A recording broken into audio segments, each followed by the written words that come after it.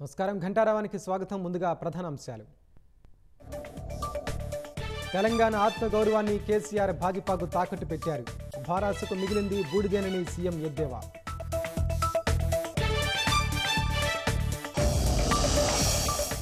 AP ప్రభుత్వంతో సామరస్యంగా సమస్యల పరిష్కారం, స్నేహపూర్వకంగా మెలుగుతామని రేవంత్ వెల్లడి.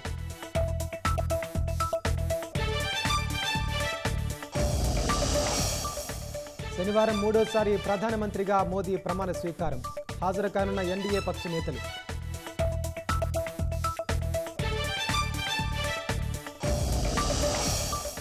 నిన్నటి నష్టాల నుంచి బయటపడుతున్న స్టాక్ మార్కెట్లు, 2300 పాయింట్లకు పైగా లాభాల్లో సెన్సెక్స్.